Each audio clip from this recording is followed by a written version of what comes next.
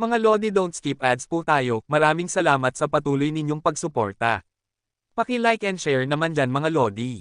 At sa mga gustong mag-donate sa ating GCash or regular na load, mag-comment lang po tayo. Para patuloy tayong makapag-upload ng mga bagong kabanata. Marami pong salamat. Subaybayan natin ang kwento ng isang kabataang nangarap para sa kanyang mga mahal sa buhay. Mula sa pinakamahina tungo sa pinakamalakas. Alamin natin ang kwento ng kanyang buhay. Kabanata 1291 hanggang Kabanata 1300. Kabanata 1291. Parang napakasarap na prutas, nakangiting sabi ni Hansen. Kung ikaw ay isang emperador na hindi pa nakabubuksan ng 10 ginlock, hindi ka papayagan. Nako, kung pwede ko lang matikman yan, sabi ni Baby Ghost. Natatakot ako na papatayin ako bago pa man mahawakan ng labi ko ang balat ng prutas, sabi ni Hansen. Malinaw na ang imbitasyon kay Hansen ay hindi basta-basta. Si Lotus Empress, pagkatapos ng lahat, ay nagmarka sa kanya pabalik sa santuwaryo ng ikalawang Diyos. Siya ay isang tao na may 9 na ginlock lamang na nakabukas, kaya sapat na iyon para magsimula ng umiyak ang mga sirena sa kanyang ulo. Habang iniisip ni Hansen kung ano ang dapat niyang gawin, ang bagay na ibinigay sa kanya ni Lotus Empress ay nagliwanag. Isang video ang na-play sa harap niya, tulad ng isang botanical hologram. Pinanood ito ni Hansen ng mabuti, at nakilala ang figure sa imahe sa harap niya bilang si Lotus Empress mismo. Ito ay isang pag-record lamang. Nababahala ako na hindi ka dadalo, at kung hindi ka nagbabalak na pumunta, nais kong mapawi ang iyong mga takot at sabihin sa iyo ang isang bagay. Naiintindihan na ito ay isang simpleng video, hindi sumagot si Hansen. Nagpatuloy si Lotus Empress, gusto kong gumawa ng isang kasunduan. Malakas ka, walang duda tungkol doon, ngunit hindi mo mabuksan ang 10 ginlock. Kung dadalo ka, maaari kang makipag-usap sa akin. Ipapaliwanag ko ang mga dahilan kung bakit. Ngunit sa anumang paraan, magkikita ulit tayo. Kung hindi ka magpapakita sa kaganapan ng banal na prutas ng sanggol, dadalawin kita sa halip. Pagkatapos noon, nawala ang video. May tamang dahilan kung bakit hindi ko mabuksan ang 10 ginlock. Kumunat ang noo ni Hansen sa pag-iisip. Naisip ni Hansen na maaaring nagsisinungaling siya na naaakit siyang pumunta, ngunit sa kabilang banda, may katuturan iyon. Hindi pa siya nagtatagal na nakabukas ang ika-9 na ginlock para sa Damshan Sutra at Jad Eskan, ngunit ang ika-9 na ginlock ng Blood Pulse Sutra ay nakabukas na mga taon na ang nakalipas, at hindi pa ito umuunlad. Dapat mayroong ilang uri ng problema na pumipigil sa kanyang pag-unlad. Sa kanyang talento, at ang mga kayamanan ng Gino na kanyang pag-aari, tila natural lamang na mas mapapaunlad niya ang kanyang sarili ngayon. Ang katotohanan na hindi niya nagawa iyon ay talagang kakaiba. Marahil may katotohanan sa kanyang mga salita, at marahil, matutulungan niya siya. Patay na si Saint Fan Emperor, ngunit nais ni Hansen na tanungin siya ng ilang bagay tungkol sa kung bakit siya napili. Kaya, mausisa tungkol sa buong bagay na ito, nagpa siya si Hansen na tingnan ang kaganapan. Hindi siya natatakot. Ngunit para lang sigurado, nagpa siya si Hansen na dalhin ang kanyang mga pinagkakatiwalaang kasama. Ang kanyang ang kanyang lumang bantay, ay sasama, kung sakaling magkaroon ng alitan. Sa kanila doon, mas mararamdaman niyang ligtas, at kung lumala ang mga bagay, mas mataas ang tsansa ng pagtakas. Lalo na sa Silver Fox sa kanyang tabi, walang panganib sa daan doon. At si Hansen ay mayroon pang ang imbitasyon mula kay Lotus Empress na nakasabit sa kanyang dibdib. Magtatagal bago makarating sa kanilang pupuntahan, at sa gitna ng kanilang paglalakbay, biglang lumitaw si Empty Witch mula sa wala. Dumating siya at nangako ng kanyang hangarin na samahan si Hansen at ang kanyang mga kasama sa natitirang bahagi ng kanilang paglalakbay. Ang masamang silungan ng Lotus ay itinayo sa isang isla na matatagpuan sa gitna ng isang malawak na lawa. Maraming mga lotes sa paligid nito. Ang disenyo nito ay medyo naiiba sa ibang mga silungan na napuntahan ni Hansen, tulad ng silungan ng ilog ng dugo. Mas maganda rin ito at mas malaki kaysa sa mga katulad ng silungan ni Saint Fan. Hindi dinala ni Hansen si Bauer, na muling nagpasimangot kay Empty Witch. Bukod doon, ang paglalakbay ay maayos. Nang makarating sila, dinala sila sa mga hardin ng walang problema. Maghihintay sila sa berde para magsimula ang kaganapan. Si Hansen at ang Silver Fox ay kailangang manirahan sa hardin ng ilang sandali, ngunit sa buong panahong naroon sila, hindi nila nakita si Lotus Empress. Tinanong ni Hansen si Empty Witch tungkol sa kanyang patuloy na kawalan, at sinabihan siya na si Lotus Empress ay nasa gitna ng pagsasanay, at ihahayag lamang niya ang kanyang sarili kapag hinog na ang prutas. Dahil maayos ang paglalakbay, nakagawa ng magandang oras si Hansen. Napakabilis niyang naglakbay na dumating siya ng 10 araw ng maaga. Iminungkahi ni Empty Witch na dalhin ni Hansen ang natitirang bahagi ng kanyang mga kasama upang obserbahan ang isang kakaiba sa silungan. Anong kakaibang bagay ang gusto mong makita natin? Tanong ni Hansen. Ito ay masamang silungan ng Lotus ngayon, ngunit dito ipinanganak si Night Empress. Dito rin siya naging isang kalahating Diyos. Nag-iwan siya ng isang nagliliwanag na bato nang umalis siya, paliwanag ni Empty Witch. At ano ang nakakaakit sa isang bato na kumikinang? Tanong ni Hansen. Kahit sa alyansa, ang mga kumikinang na bato ay hindi espesyal. Ikiniling ni Empty Witch ang kanyang mga mata at nagmakaawa, hindi ito isang ordinaryong bato. Sa katunayan, ito ay isang kayamanan ng Gino. Pinahahalagahan niya ito, at wala siyang ibang gusto kundi dalhin ito sa santuwaryo ng ika-4 na Diyos. Sa kasamaang palad, hindi nito kayang tiisin ang apoy ng 10 hakbang ng banal na pintuan, at gamulong pabalik at nahulog kung saan ito nakalagay ngayon. Nahulog ito sa lawa at naging nagliliwanag na bato na alam natin ngayon. Sa kasamaang palad, ang apoy ay nagdulot ng pinsala dito, at ang kapangyarihan na dating taglay nito ay Hamina. Maraming mga emperador ang nakakakita nito at nagiging inspirasyon, kung hindi dahil sa banal na espiritu, hindi kita dadalhin dito. Titingnan ko ito, kung gayon. Sinundan ni Hansen si Empty Witch, kasama ang Silver Fox. Ngunit bago siya makarating doon, naramdaman ni Hansen na may nanginginig sa loob ng kanyang bulsa. Ito ay ang Duke, at hindi alam ni Hansen kung bakit ito kumikilos ng kakaiba. Alam ni Hansen na ito ay isang bagay mula sa santuwaryo ng ika-4 na Diyos, at maaari nitong matrigger ang dambana ng kalahating Diyos. Maaari rin itong ibalik ang mga kalahating Diyos sa santuwaryo ng ika-3 Diyos. Ngayong nanginginig ang Duke, naisip ni Hansen, nag-aayos ba ito ng dambana ng kalahating Diyos? Kabanata 1292. Sa kabutihang palad, ang Diyo ay nanginginig lamang. Walang ibang nangyari. Alam ni Hansen na hanggat walang alak sa loob nito, hindi na dapat magkaroon ng anumang insidente. Sa pagkakaalam niya, maaaring nagkakaroon ito ng alcoholic withdrawal. Ngunit habang patuloy siyang naglalakad, ang pagyanig ng Diyo ay naging mas malakas. Nang dalhin ni Empty Witch si Hansen sa kanlurang bahagi ng silungan, nagsimula itong mag-vibrate ng husto.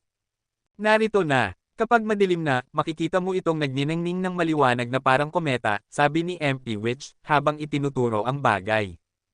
Tumingin si Hansen sa direksyon na iyon at nakakita ng isang napakakintab na itim na bato. Kung hindi sinabi ni Empty Witch kay Hansen, hindi niya kailanman mahulaan na ito ay dating isang kayamanan. Iyon siguro ang nagliliwanag na bato. Kung magbubuhos ako ng alak sa Duke, sigurado akong makakapag-summon ako sa kanya, naisip ni Hansen. Hindi alam ni Hansen kung may partikular na gamit ang pag-summon sa mga kalahating Diyos. Tinanong niya si Moment Queen tungkol dito, at wala siyang alam.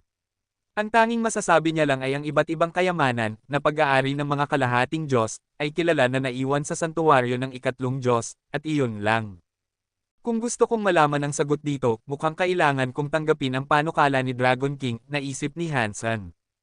Kung ito ay isang ordinaryong espiritu ng hari, malugod na ibibigay ni Hansen sa kanya ang itlog.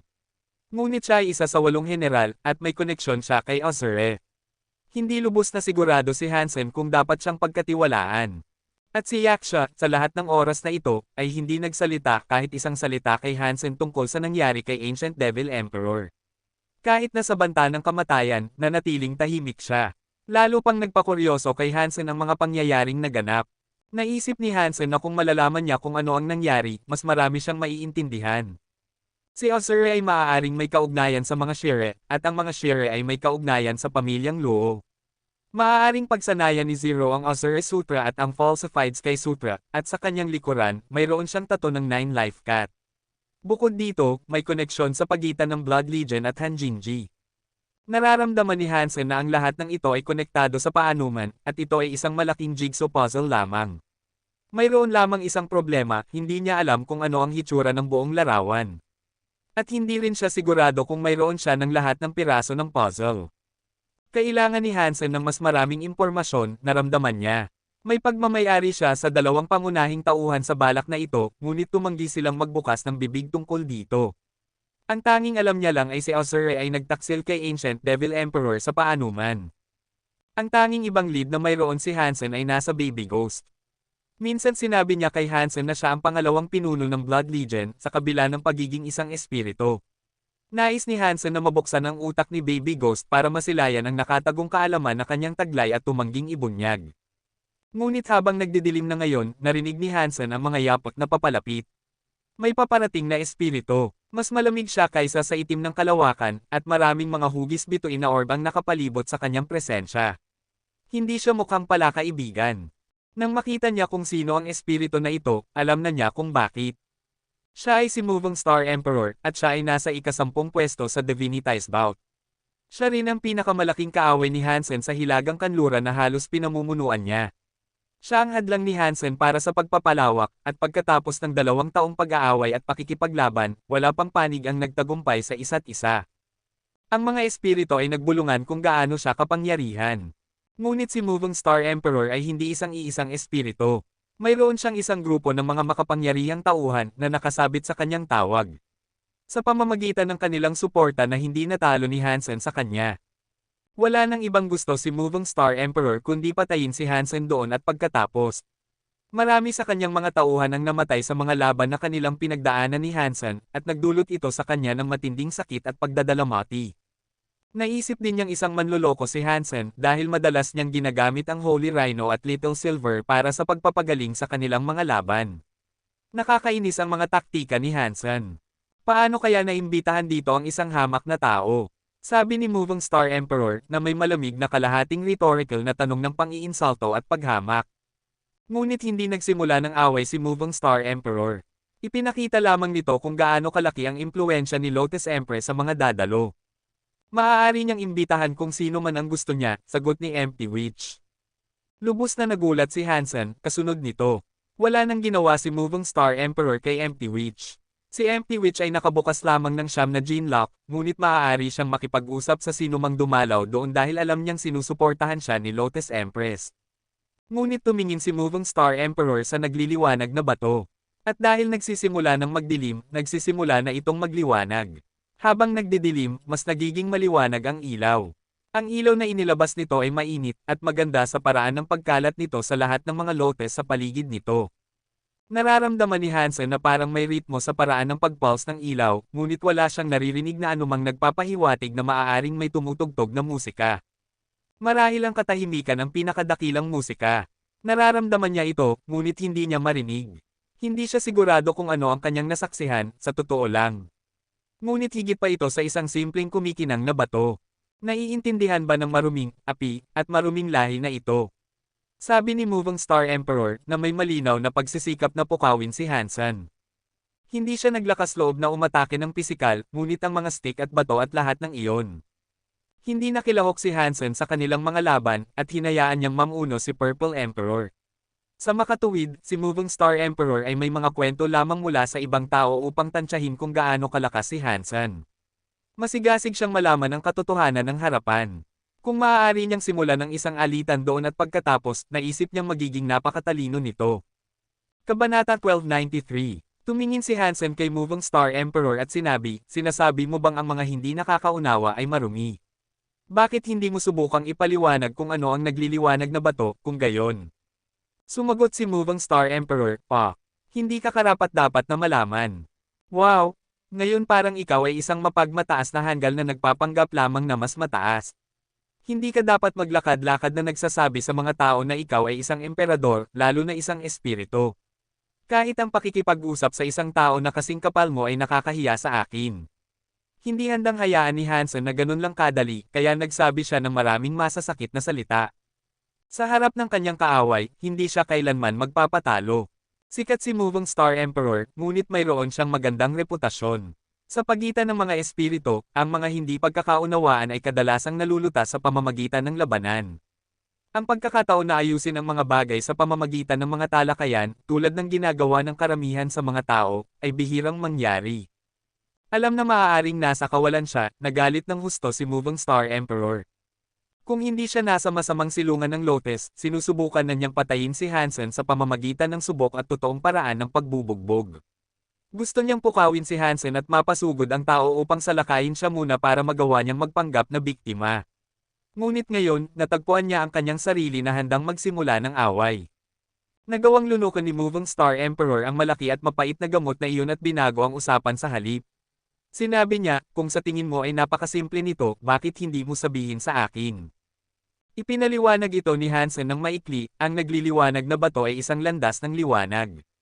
Sinagot ni Moving Star Emperor ang hipotesis na iyon ng may paghamak. Kalokohan. Nagsanay si Night Empress sa landas ng kadiliman. Ito ay isang kayamanan ng Gino na nakasundo sa elemento ng kadiliman. Ang kadiliman ay ang kabaligtaran ng liwanag. Ang murang lahi, kaya lang magsalita ng mga kalokohan. Hindi nagalit si Hansen. Maraming alam ang mga tao, at ang alyansa ay nagtataglay ng mga kayamanan ng kaalaman.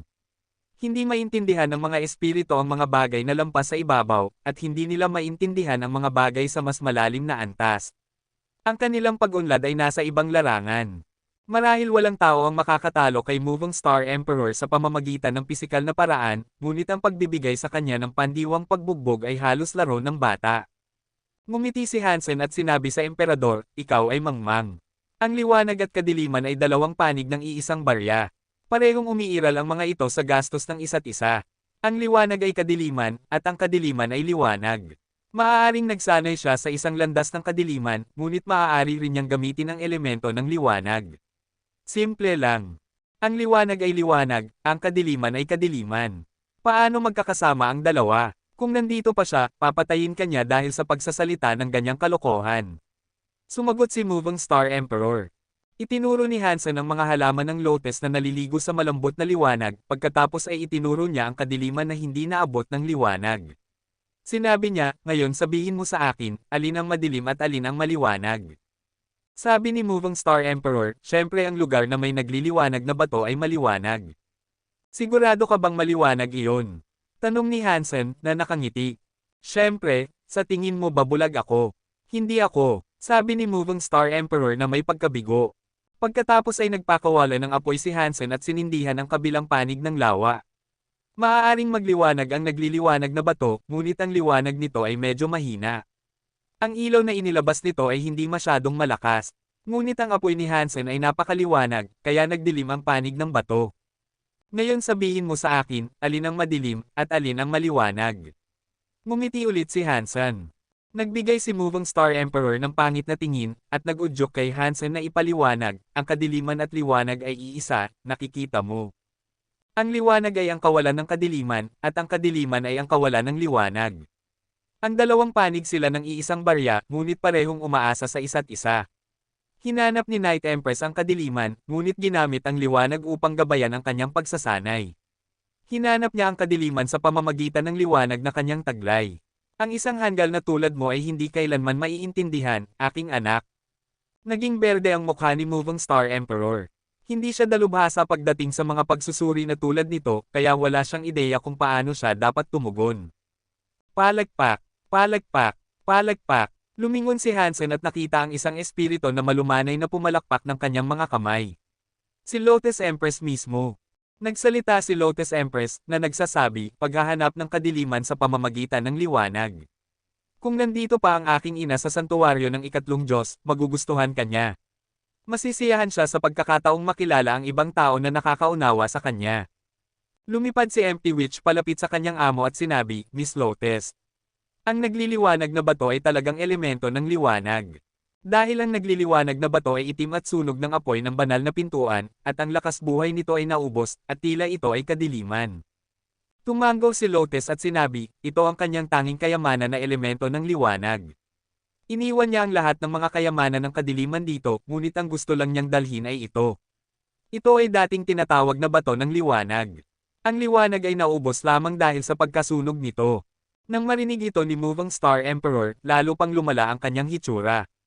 Parang babagsak siya. Hindi niya inaasahan na ang kanyang pinakamahalagang kayamanan ay hindi elemento ng kadiliman. Sa tingin ko medyo simple lang, talaga. Binabanggit ko lang ito sa simpleng usapan, sabi ni Hansen.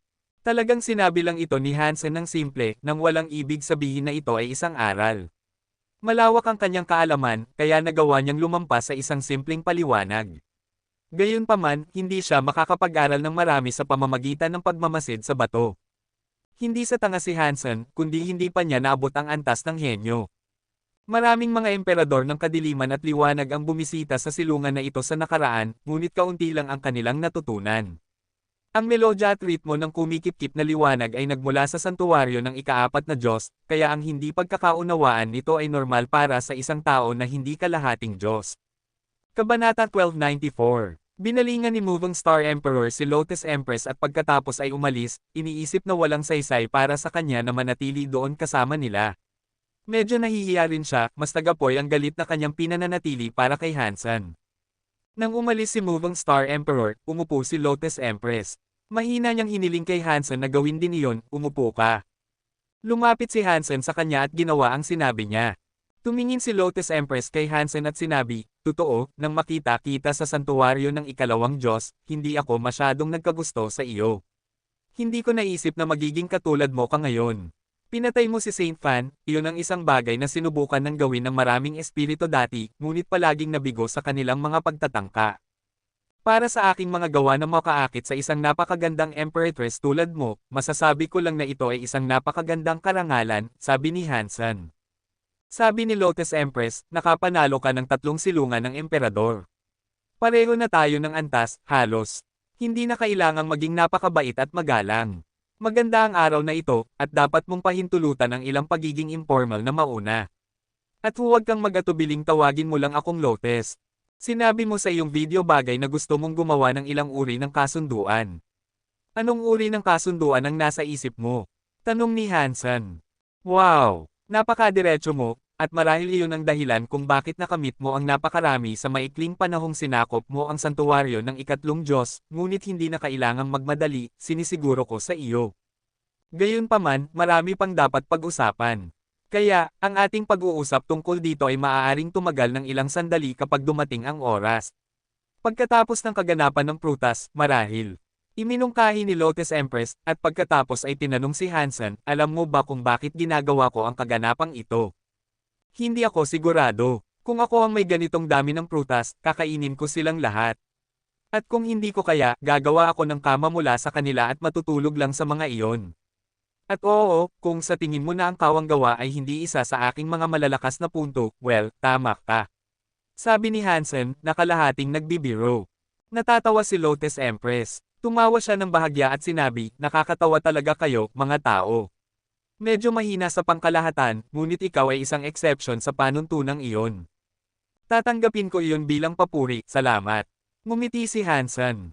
Bumalik si Lotus Empress sa usapan at sinabi, "Ang dahilan kung bakit ginagawa ko ang kaganapang ito ay dahil kailangan kong pumili ng isang katulong. Oo, iyon ang pinakamagandang paraan upang ilarawan ito. At sa pagkakataong ito, ikaw ang taong nakikita ko. Ang bagay na kailangan mo ng tulong, may kaugnayan ba ito sa kasunduan na gusto mong gawin?"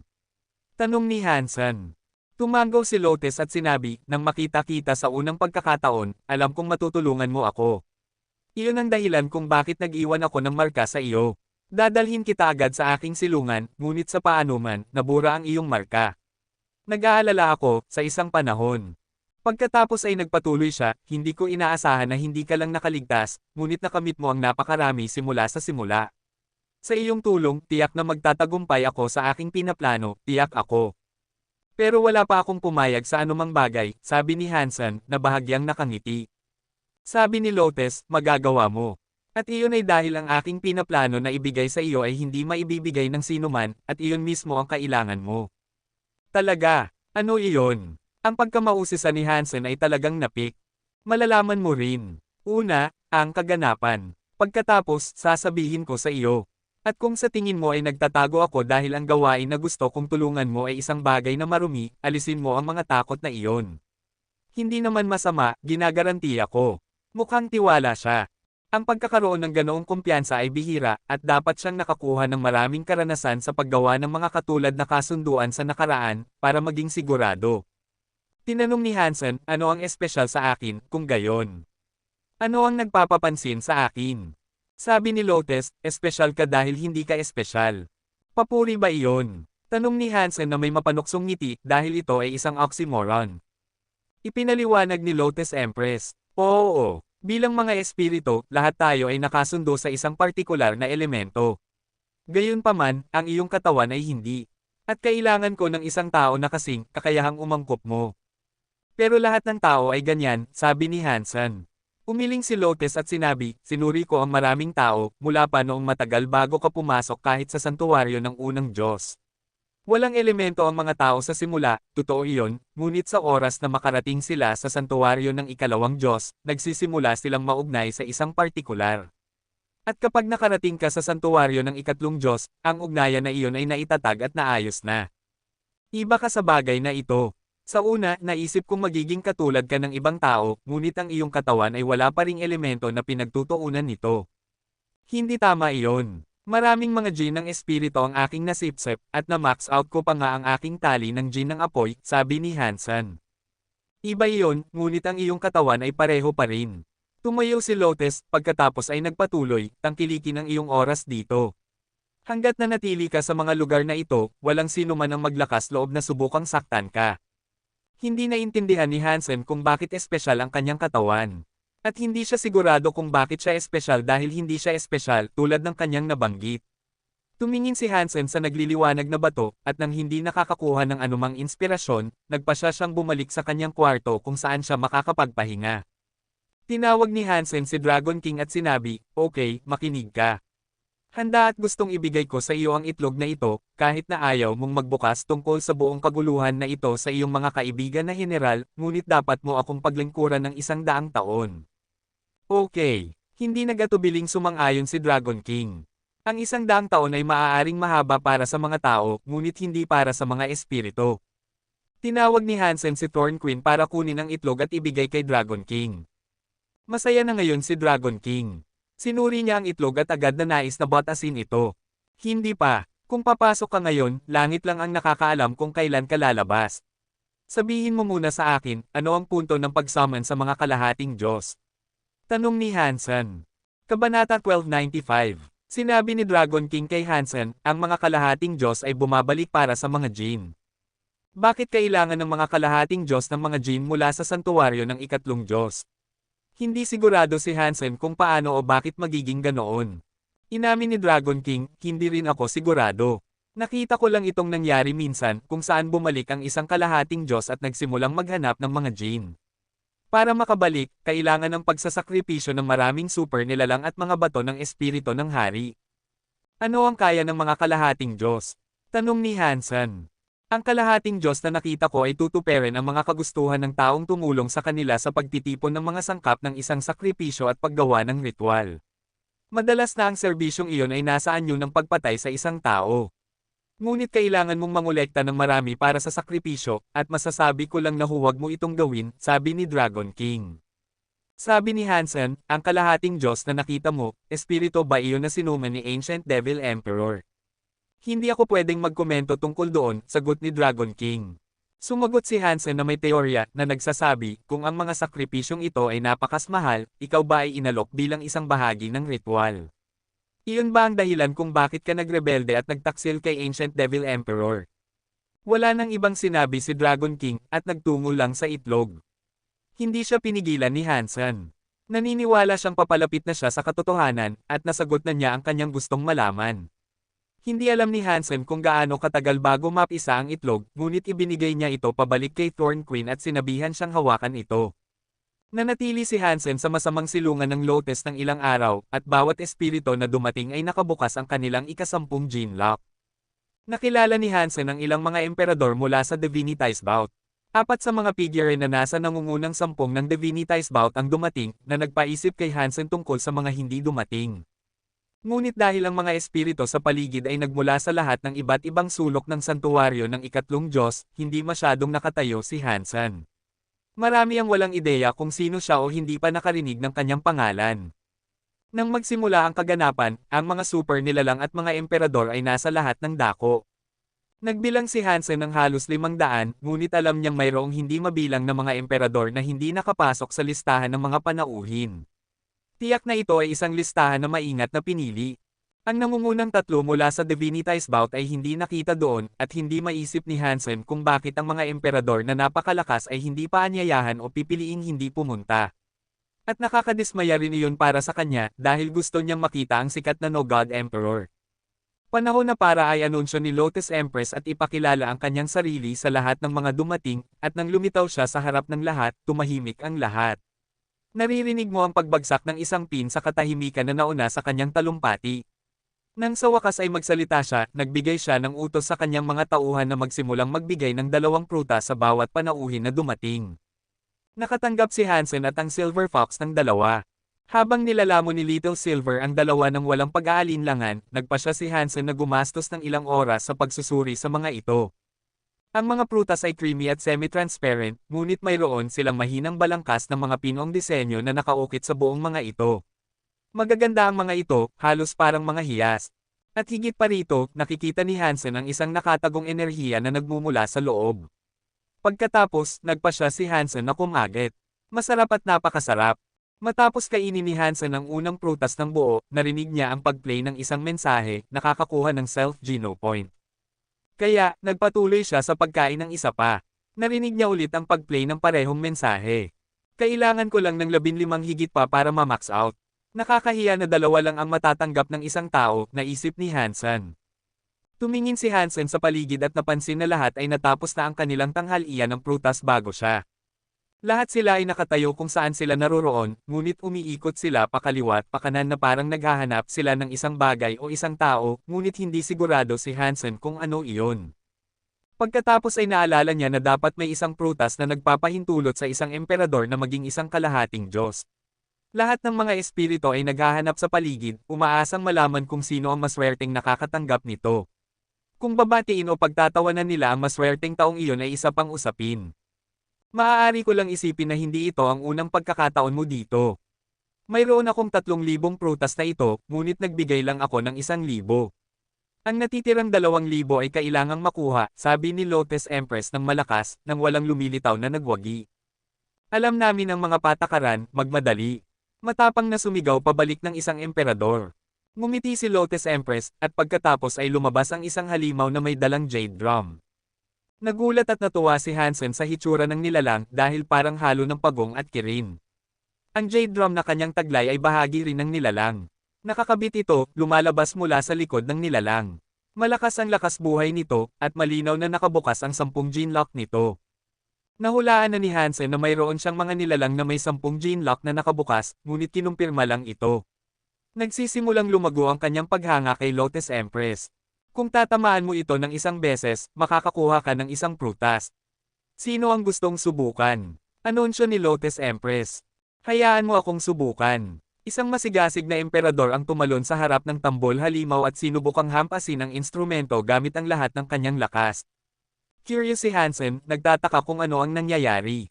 Ang larong nilalaro nila ay tila masyadong simple para maging totoo, at mausisa siyang malaman kung mayroong bitag. Naisip niyang dapat mayroon, ngunit iyon lang ang kanyang mapagdudang kalikasan. Ang emperador ay isang uri ng masungit na tao, at ginamit niya ang elemento ng apoy.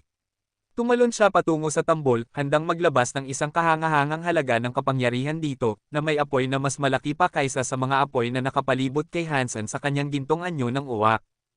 Narinig ni Hansen ang tunog ng pagtambol, ngunit halos hindi niya ito narinig. Napakatahimik nito, sa ilang kadahilanan. Tambol ba talaga iyon? Naisip ni Hansen na hindi tama na ang sobrang lakas ay magresulta sa napakaliit na ingay.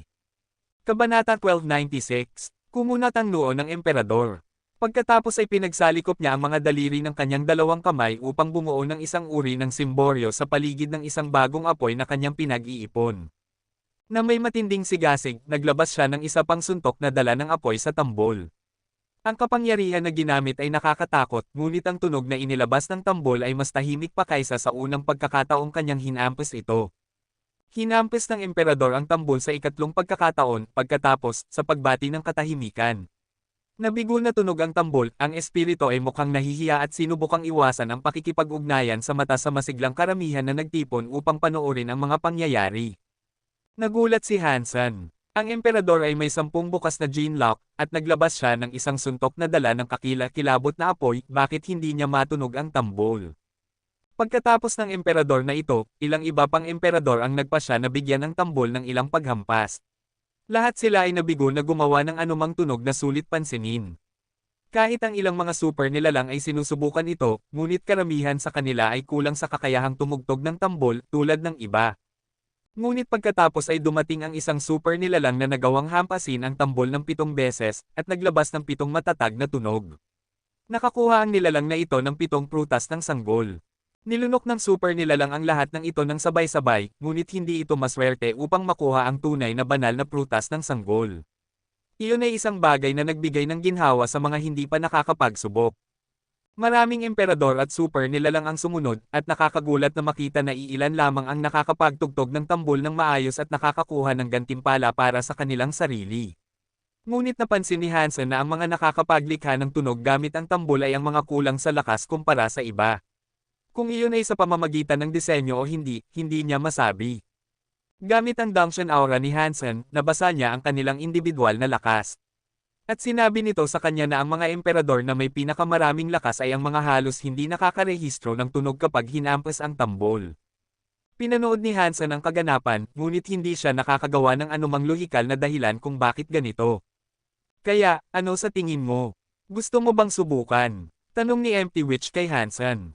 Umiling si Hansen at sumagot, hindi maraming tao ang makakahampas dito at makakagawa ng tunog, ngunit susubukan ko mamaya. Gusto ni Hansen na manood ng kaunti pa. Sa sandaling malaman niya ang trick, naniniwala siya, magkakaroon siya ng mas malaking pagkakataon na magtagumpay. Walang kasanayan na kasangkot, lahat ay swerte, sabi ni Empty Witch, na pinaghihinalaan ang kanyang layunin. Ngunit pagkatapos ay nagpatuloy siya, alam kong magtatagumpay ka, gayunpaman. Bakit? Tanong ni Hansen. Sigurado si Lotus Empress, sabi ni Empty Witch.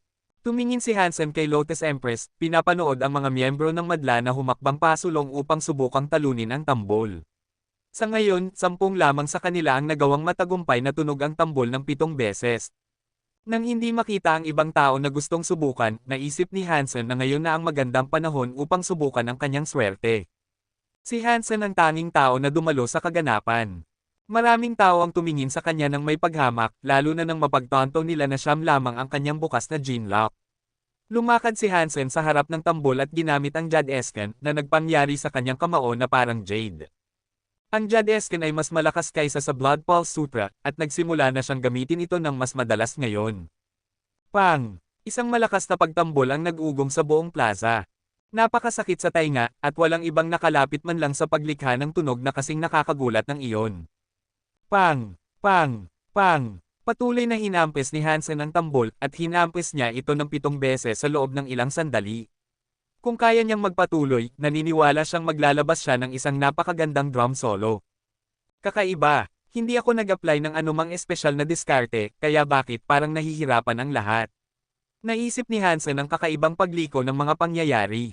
Lahat ay tumingin kay Hansen nang may hindi paniniwala, hindi sigurado kung ano ang dapat nilang isipin tungkol sa batang lalaki. Siya ang unang nilalang na nagawang hampasin ito ng napakalakas. Maaari mo nang tanggapin ang prutas na iyong kinita, sabi ni Lotus Empress. Lumapit si Hansen sa tumpok ng prutas at sinuri ang kayamanan, nagtataka kung alin ang dapat niyang kunin. Lahat ng prutas ay narito, at maaari niyang piliin ito at subukan ang kanyang swerte. Gusto ni Hansen na hanapin ang tunay na prutas, kaya ginamit niya ang kanyang Dangshan Aura upang makita kung makakakita siya ng isang bagay na hindi makita ng iba. Ang kanyang Dangshan Sutra ay may 9 na bukas na gene lock, kaya nakakaramdam at nakakakita siya ng mas marami gamit ang aura. Pagdating sa pagtuklas, pagsusuri, at pag-unawa sa mga lakas buhay, ang Dangshan Sutra ay napatunayang hindi kapanipaniwala mula nang ma-open ang 9 na gene lock. Gamit ang Dangshan Aura, wala nang malabo na mga ilaw. Lahat ay parang isang 3D na imahe o modelo para sa kanya upang suriin ng may nakamamanghang kailan-awan sa kanyang isipan. Kasama rin dito ang daloy ng enerhiya, na mas malalim niyang nasuri. Inihambing ito ni Hansen sa pagkakaroon ng X-ray vision goggles na idinisenyo para sa pagtingin sa mga babae. Nakita ng iba na nakasuot sila ng mga magagandang damit, ngunit nakikita niya ng eksakto kung ano ang hitsura ng kanilang hubad na katawan. Ngunit sa totoo lang, lumampas pa ito doon, at si Hansen ay may kakayahan na suriin ang kanilang mga panloob na organo. Noong nakaraan, hindi masasabi ni Hansen ang pagkakaiba sa pagitan ng prutas, at ang kanilang mga lakas buhay ay halos hindi makilala sa isa't isa. Ngunit ngayon, nakita ni Hansen ang isa na naiiba sa iba. Ang prutas na nakakuha ng kanyang atensyon ay may lakas buhay na mas mahina kaysa sa iba, at higit pa rito, nararamdaman itong tao. Hindi ito isang simpleng prutas lamang. May buhay sa loob nito. Ito siguro iyon, ipinapalagay ni Hansen. Humakbang si Hansen at kinuha ang prutas na kanyang itinuturing na espesyal. Ngunit pagkatapos hawakan ito, bigla siyang nalunod sa isang nakakatakot na pakiramdam. Ang kakilakilabot na aurang ito ay nagsimulang magdulot ng paghihirap sa buong silungan. May isang tao na bumababa sa plaza, at nang makita siya, lahat ay nagulat. Kahit si Lotus Empress ay nagulat. Ang taong ito ay dapat na espesyal, para sa kanyang presensya na makaimpluwensya sa mapurol na ekspresyon sa kanyang mukha, naisip ni Hansen, habang lumingon siya upang tingnan ang tanawin. Gayunpaman, alam ni Hansen ang anino na ito. Siya ay Sino God Emperor, ang espiritu na nasa unang pwesto sa Divinitized Bout. Kabanata 1297. Nakasuot ng itim na damit Sino God Emperor, at nakatali ang kanyang buhok. Nakakatakot ang taas at lawak ng kanyang figure. Isang malaking karangalan para sa akin na malaman na ako ay nag-host ngayon sa makapangyarihang No God Emperor. Hinihiling ko sa iyo na umupo, at sana ay masiyahan ka sa aming pakikitungo, pahayag ni Lotus Empress. Gayunpaman, hindi naroon si No God Emperor upang lumahok tulad ng iba. Sumagot siya sa pamamagitan ng pagsasabi, narito ako para sa prutas, bawat isa. Nagulat ang mga panauhin at mga host nang marinig ang kahilingan. Hindi masyadong nagulat si Lotus Empress, at hindi niya inaasahan na siya ang uri ng taong sasali sa kasiyahan ng kaganapan. Tila handa para dito, at walang takot, sinabi niya, sa lugar na ito, may mga patakaran. Kung naglakbay ka ng napakalayo, dapat mong sundin ang mga ito. Bibigyan kita ng dalawa. Kung gusto mo pa, kailangan mong talunin ang tambol. Ang mga patakaran ay ginawa upang masira, ang walang puso na sagot ni No God Emperor. Ang mukha ni Lotus Empress ay naging takot, hindi inaasahan na babawiin siya ng ganito, ng 2 beses. Naglagay siya ng pader ng mga bulaklak ng lotus sa paligid ng prutas upang pigilan si No God Emperor na maabot ang mga ito. Kung nandito pa si Night Empress, hindi ako magiging gaanong mapangahas. Naglalakad na ngayon si No God Emperor, nagsasalita habang naglalakad. Humakbang si No God Emperor sa harap ng prutas. Kakakuha lang ni Hansen ng isa nang dumating si No God Emperor sa harap niya at sinabi, ibalik mo iyon. Hindi siya pinansin ni Hansen, pagkatapos ay kinuha ang 6 pang iba na kanyang napanalunan sa pamamagitan ng pagtambol. Lahat ay nagulat nang makita nilang hindi pinansin ng isang tao ang sinabi sa kanila ni No God Emperor. Walang kompetisyon, at walang sino man doon ang makakatayo sa bully na iyon. Si Hansen ay dapat na baliw. Maraming emperador ang pinatay ni No God Emperor, ang ilan ay dahil lamang sa pagbahing sa kanyang presensya. Si Hansen ay isang tao lamang din. Ang ganoong pag-uugali ay mapanganib.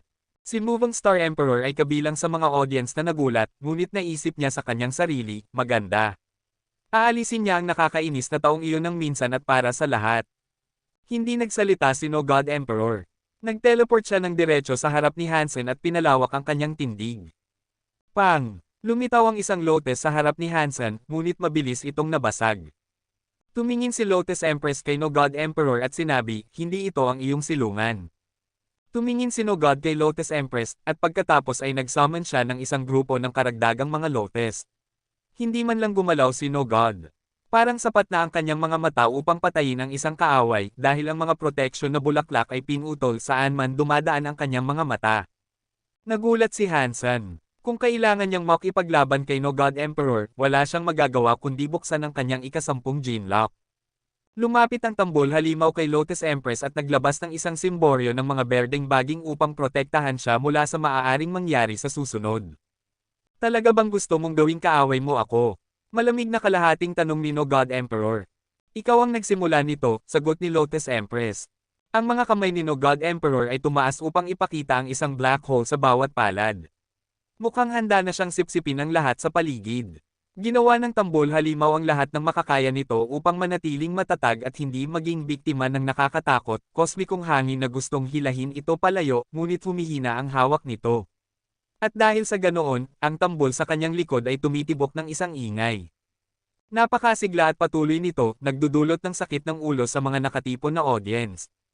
Ang mga baging ay dumudulas palayo, pinalalaya ang proteksyon na kalasag na sinubukan nitong gamitin upang ibalot si Lotus Empress. Nang mapagtanto ito, alam ni Lotus Empress na kailangan niyang lumayo, at upang gawin ito, tumapak siya sa isang nakataas na bulaklak ng lotus na parang plataporma. Lahat ng nasa audience ay umatras, ayaw na masangkot at posibleng makuha ang galit ni No God Emperor sa kanilang sarili. Ang No God na ito ay isang mapagmataas na hanggal. Hawak ni Hansen ang prutas at umatras ng ilang hakbang, sabik na panoorin kung ano ang maaaring mangyari sa lalong madaling panahon.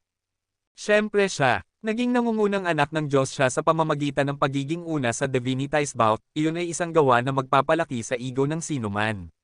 At alam mo kung paano ang mga espiritu. Nag-pause si Empty Witch sandali, bago nagpatuloy, kahit ako ay hindi alam kung kaya siyang itaboy ni Lotus Empress. Ang mga sukat ng plaza, at ang eroplano ng katotohanan na nakatayo dito, ay nagsisimulang magbaluktot at mag-twist. Kung wala ang kanyang Dangshan aura, hindi makakakita si Hansen ng kahit isang bagay na may kahit kaunting kailan awan. Bigla, natagpuan ni Hansen ang kanyang sarili na walang salita. Hindi niya alam kung ano ang masasabi niya. Dalawa laban sa isa na, at magiging isang kakilakilabot, hindi magandang bagay kung matatalo pa siya. Alam ni Empty Witch na lumalala ang mga bagay, kaya sumigaw siya sa lahat ng naroon, humihingi ng kanilang tulong.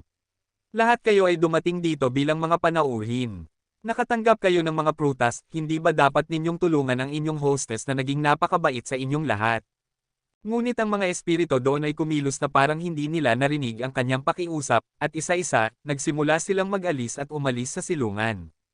Walang sino man ang gustong labanan si No God Emperor at gawin siyang kaaway, lahat para sa gantimpala ng ilang prutas lamang. Kailangan kong tulungan siya, kung gayon, naisip ni Hansen. Nagdududa pa rin siya sa anumang gusto ni Lotus Empress sa kanya, at alam niyang hindi niya dapat lubos na pagkatiwalaan siya, ngunit si No God Emperor ay isang figure na kanyang kinasusuklaman. Alam niyang kung ang isa sa kanila ay dapat mamatay ngayong gabi, dapat iyon ay siya. At bukod dito, kung mamatay si Lotus Empress, maaaring hindi malaman ni Hansen ang dahilan ng kanyang kawalan ng kakayahang buksan ang kanyang ikasampung gene lock. At higit pa rito, ang laban na ito ay nagsimula dahil sa pagsuwi ni Hansen sa utos ni No God Emperor na ihulog ang prutas na kanyang kinuha. Nagpa siya si Hansen na sumali. Tanga, sabi ni Moving Star Emperor ng malakas. Nanatili siya doon, sabik na makita kung ano ang gagawin ng kanyang pinakakinasusuklaman na tao. Kabanata 1298. Tumakbo si Hansen patungo sa lugar ng labanan, ngunit naramdaman niyang may mali. Ang plaza ay mukhang mas malaki kaysa dati, at ang ilusyon ng isang mas malaking sukat ay tila lumawak hanggang sa ang makabagong lupa ay umabot sa isang distansya na maaari lamang ipalagay na walang hanggan. Na-twist ba ng labanan ang dimensyon ng ganito? Hindi katakataka na hindi ko naramdaman ang mga shockwave kanina. Nakita ni Hansen si No God na papalapit kay Lotus Empress, bawat hakbang ay isang malupit at walang awa na hakbang. Hindi pa binubuksan ni Hansen ang kanyang ikasampung gene lock, kaya maliban kung gagamitin niya ang Super King Spirit Mode at pagsamahin sa Little Angel, hindi niya naisip na may pagkakataon siya.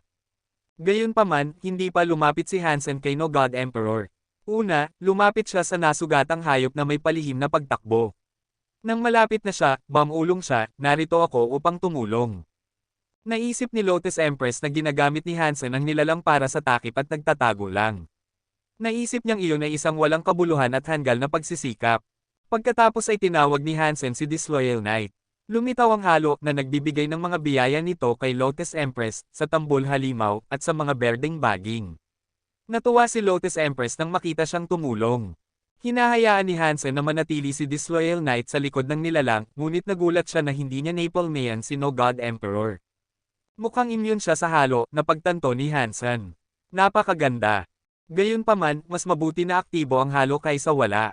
Sinusuportahan pa rin ni Disloyal Knight si Hansen at ang kanyang mga kaalyado, at mas mahusay iyon kaysa sa wala siya. Gayunpaman, alam ni Hansen na ang laban na ito ay talagang pinaglalabanan ni No God at Lotus Empress.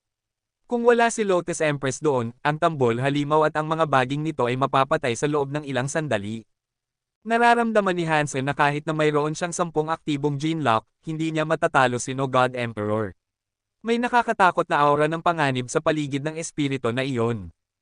Halos hindi masisira si No God, at bawat galaw na kanyang ginagawa ay nakamamatay. Naisip niyang isang hindi pagsang-ayon na tingin lang mula kay No God Emperor ang kailangan upang pabagsakin kahit ang pinakamakapangyarihang super nilalang. Kung saan nagmula ang ganoong kapangyarihan ay nagpakuryoso kay Hansen. At higit pa rito, nagtataka siya kung anong elemento ang nakasundo kay No God Emperor, anong elemento ang nagpapatakbo ng napakalaking halaga ng lakas. Ngunit sa gitna ng lahat ng ito, masasabi ni Hansen na hindi isang karapat-dapat na kalaban si Lotus Empress. Ang kanyang mesla na biyaya ay nagtatago sa katotohanan ng kanyang kapangyarihan, at siya ay espesyal sa higit sa isang paraan. Gaano man kalakas ang kapangyarihan na ibinibigay ni No God Emperor sa kanyang mga pag-atake, hindi niya makapinsala kay Lotus Empress kahit kaunti.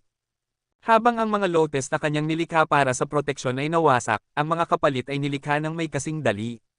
Ang tambol halimaw at mga berdeng baging ay nagtatago sa likod ng mga kalasag ng lotes, gayunpaman, halos hindi man lang sinusubukang salakayin ang kanilang kaaway. Ang mga bulaklak ng lotes ay tila naglalagay din ng paylay sa dimensyon na kanilang tinitirhan, at ang pag-twist ng dimensyon ay hindi ganap na gawa ni No God Emperor. Nagpaisip ito kay Hansen sa kanyang sarili, kung bubuksan ko ang 10 gene lock, magiging kasing lakas ba ako nila? Habang iniisip ni Hansen ang kanyang sarili na nagdadala ng ganoong kapangyarihan, nakita niyang inilahad ni No God Emperor ang kanyang kamay patungo sa kanyang ulo. Kakaiba, ano ang ginagawa niya sa mga santuwaryo? Maganda kung gusto niyang patayin ang kanyang sarili. Pinanood siya ni Hansen ng may mausisa na pagkalito. Tila naiintindihan ni Lotus Empress kung ano ang kanyang gustong gawin. At nang makita niyang itinaas ang kanyang kamay, ang kanyang mukha ay naging madilim habang siya at ang kanyang mga tauhan ay umatras ng isang hakbang.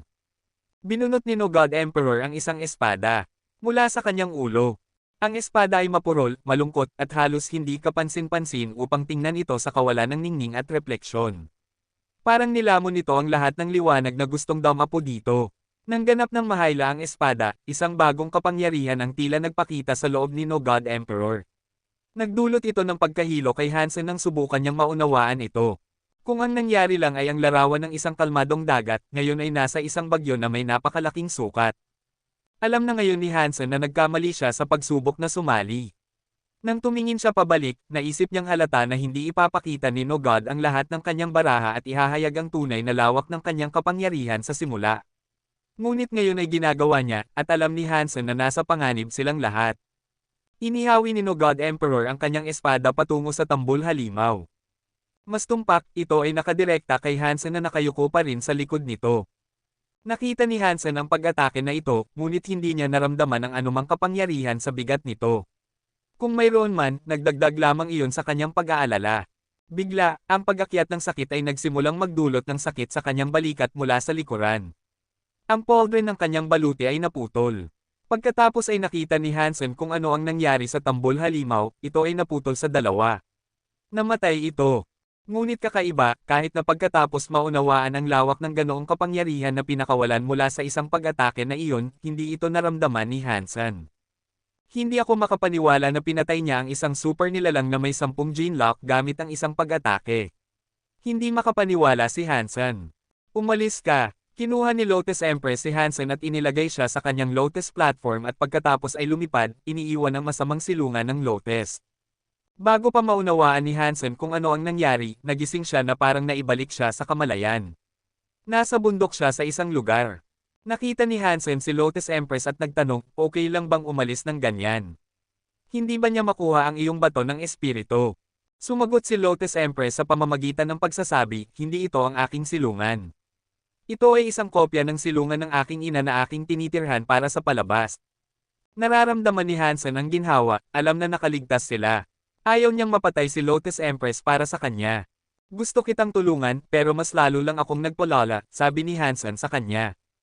Inaliw siya ni Lotus Empress at nagdulot ng kaginhawahan sa mga kaisipang ito, na nagsasabi, hindi kasalanan mo na gusto niya ang lahat ng prutas para sa kanyang sarili. Hindi ko siya hahayaang kunin iyon, at ang isang laban na tulad nito ay tiyak na mangyayari, kahit na ano. Ang lahat ng mga mahirap na prutas na iyon, sabi ni Hansen.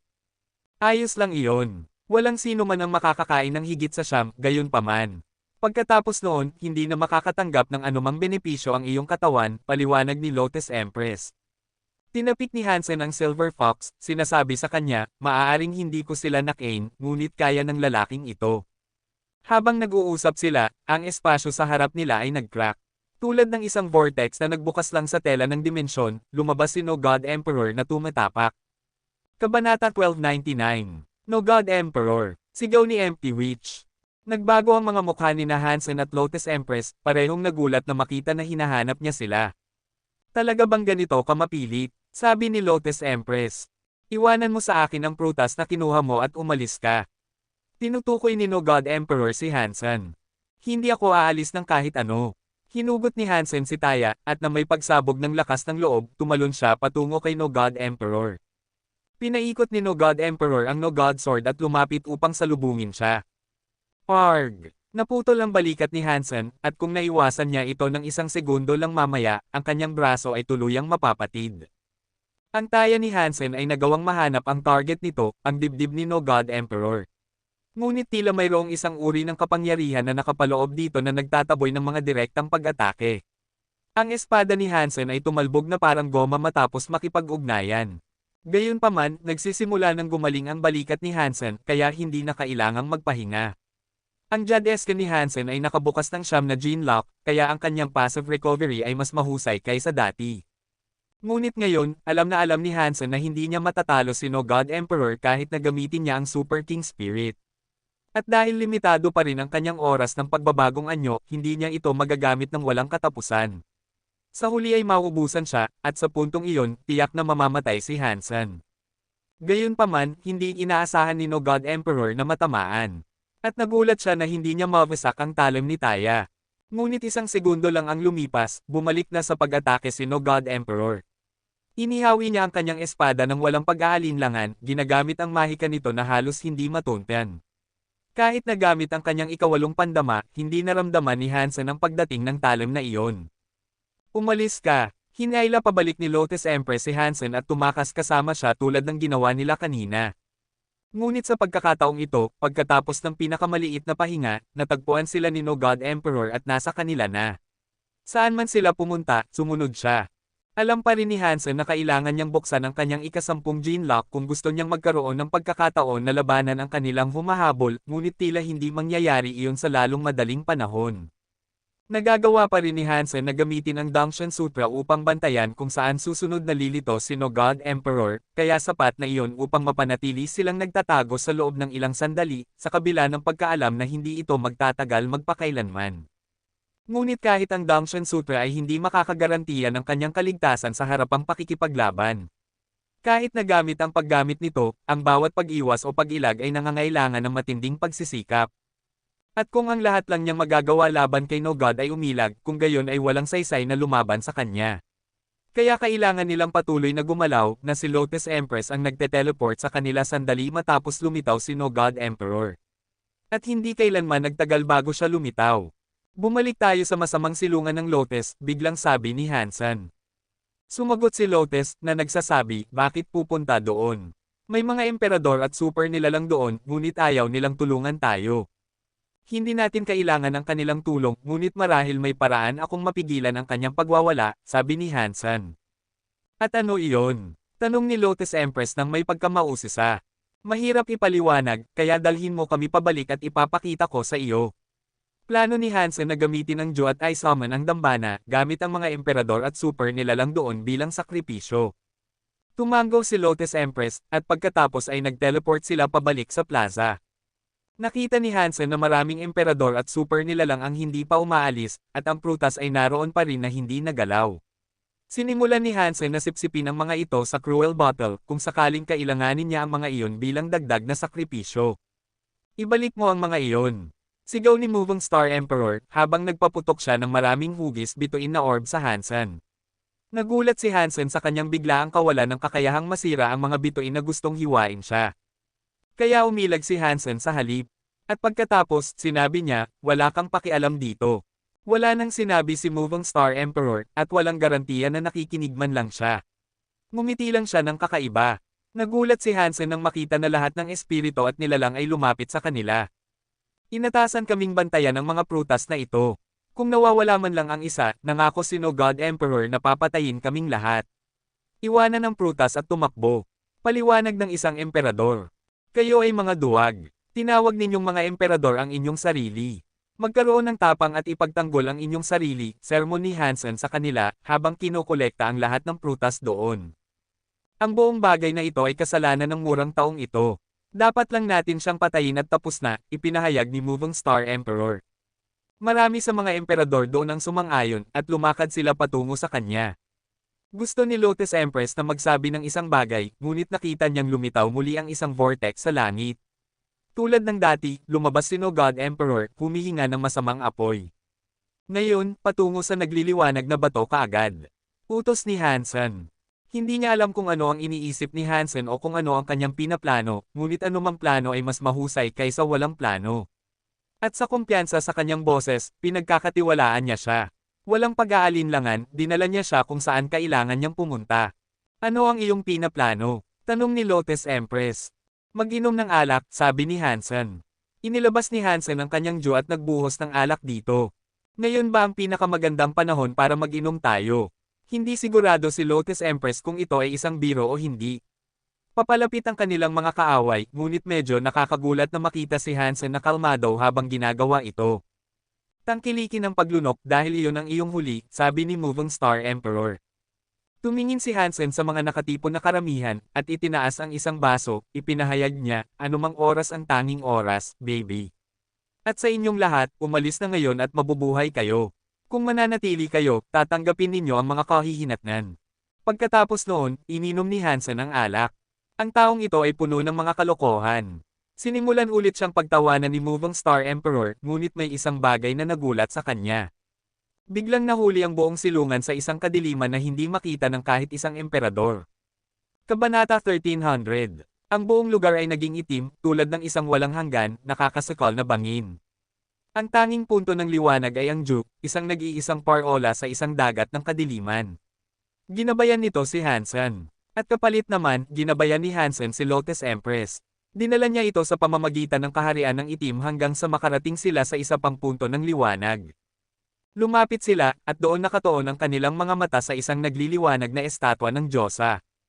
Parang si Ina. Nagsalita si Lotus Empress na parang wala sa sarili, naglalakbay sa isang malayong pangarap. Hindi niya maalis ang kanyang mga mata dito. Kung wala ang Juke, natakot ang ibang mga emperador at super nilalang. Hindi nila sinasadyang natagpuan ang kanilang sarili na nakulong sa isang madilim na lugar na hindi maabot ng mga mata. Kumunat ang noo ni No God Emperor at inihawi ang kanyang No God Sword sa pagtatangkang bumuo ng isang vortex at lumabas sa itim na bilangguan na kanyang pinasukan. Sa dambana, lumipad ang Diyos sa itaas ng estatwa na naglalarawan ng isang Diyosa at sinindihan ang bato ng isang nakakapang-akit na apoy. Ang estatwa ay nagsimulang dahan-dahang mabuhay na may isang kamay na nakataas. Ang isang lakas buhay ay nagsimulang mag-usok sa pamamagitan ng kadiliman, na lumulutang sa palad ng kamay na parang tumatanggap ng isang biyaya. Noong huling pagkakataon na na-trigger ni Hansen ang dambana, walang sakripisyo na inaalok. Sa paggunita, maaaring iyon ang dahilan kung bakit hindi nasiyahan ang mga estatwa at gustong patayin siya. Sa pagkakataong ito, iba ang mga bagay. Mayroong hindi mabilang na mga emperador at super nilalang sa lugar, at wala sa kanila ang partikular na gusto ni Hansen at Lotus Empress at gusto nilang manatili. Mula sa kadiliman sa likod nila, nagsimulang sumabog ang mga sigaw. May mga sigaw ng takot at pag-ungol ng paghihirap, habang nararamdaman ng lahat na ninanakaw ang kanilang mga lakas buhay. Hindi ito nangyayari ng napakabilis upang mapigilan, ngunit ito ay nangyayari sa bilis na makikita sa lalong madaling panahon kung walang gagawing drastiko. Ano ang nangyayari? Ano ang ginawa mo? Maaari nating pag-usapan ito. Maaari nating pag-usapan ang mga bagay. Bakit mo ito ginagawa sa akin? Ano ba ang nagawa kong masama sa iyo? Walang sino man ang makatakas sa kadiliman at sa pag-agos ng kanilang lakas buhay, at ang tanging magagawa nila ngayon ay lumuhod, nagmamakaawa at nagsusumamo para sa awa na hindi nila matatanggap. Ngunit hindi katulad nila sino God Emperor. Sinuri niya ang kaunting kadiliman na kaya niyang makita sa pagtatangkang hanapin sina Hansen at Lotus Empress. Habang ang kanyang paningin ay naharang ng kadiliman, ang kanyang lakas buhay lamang ang hindi umaagos. Mahigpit niyang hinawakan at pinigilan ito, hindi pinapayagang tumulo kahit ang pinakamaliit na bahagi. Tingnan natin kung ano ang ginagawa ninyong dalawa, ano? Walang takot sino God Emperor. Gayunpaman, hindi niya nakita kung ano ang hitsura ng pagdating ng isang kalahating Diyos sa santuwaryo ng ikatlong Diyos. Wala siyang ideya kung ano talaga ang nangyayari, at dahil dito, ang katapangan na iyon ay maaaring makapinsala sa kanya. Hindi gaanong nakakita ng isang kalahating Diyos na bumalik sa santuwaryo ng ikatlong Diyos. Kahit si Moment Queen ay hindi pa nakarinig ng ganoong ritual. Si Lotus Empress, sa gitna ng lahat ng nangyayari, ay tila kasing walang alam. Tinanong niya si Hansen, ano ang nangyayari? Medyo alam ni Hansen kung ano ang nangyayari, sa kabila ng kanyang pagkagulat at paghanga sa lahat ng ito. Ang Blood River King na hindi niya sinasadyang sinubukang i-summon dati ay napakahina, ipinapalagay niya ngayon dahil ang sakripisyo nito ay hindi sapat na malakas. Ngayon, ibang-iba na ang mga bagay. Ang isang hindi kapani-paniwalang mapagkukunan ng kapangyarihan ay hinihila patungo sa estatwa na parang isang tubo. Ito ay isang dambana upang i-summon ang isang kalahating Diyos. Ang taong inaasahan kong i-summon ay ang dating may-ari ng nagliliwanag na bato. Siya mismo, Night Empress, paliwanag ni Hansen. Lubos na nagulat si Lotus nang marinig ito, at halos nahihirapan siyang maniwala. Tinanong niya siya, talaga bang kaya mong i-summon si Ina? Sana, at mula sa aking pagkakaalam, tila gumagana, sabi ni Hansen. Napakaganda nito. Tinitigan ni Lotus Empress ang estatwa ng may lubos na tuwa, tulad ng isang batang may malalapad na mata na nasa bingit ng pagmamasid sa isang kahangahangang pangyayari. Matapos masipsip ang napakalaking halaga ng mga lakas buhay, ang estatwa ay nagsisimulang magmukhang isang tunay na tao. Tila kumukuha ito ng hugis ni Night Empress, buhay at nasa laman. Bigla, nagsimulang magliwanag ang noo ng estatwa at nag-ilaw sa buong lugar. Nakikita na ngayon ng lahat ang dambana na malapit kina Hansen at Lotus Empress. Karamihan sa mga nilalang at espiritu ay nakaranas ng pagkawala ng kalahati ng kanilang lakas buhay. Sa kasamaang palad para sa dalawa na malapit sa dambana, sino God Emperor ay kasing lakas ng dati. Lumakad siya patungo kay Hansen ngayon, inihawi ang kanyang espada na may agarang hangarin na patayin siya. Habang nangyayari ito, isang malakas na puwersa ang tumama kay Hansen nang dumating ito. Ang kapangyarihan ni No God Emperor ay sa wakas ay nagsimulang maubos, at ang puwersa at kapangyarihan na pinakawala ng espiritu ay nasipsip ng estatwa na dating nagdulot ng dalisay na kadiliman sa lupain.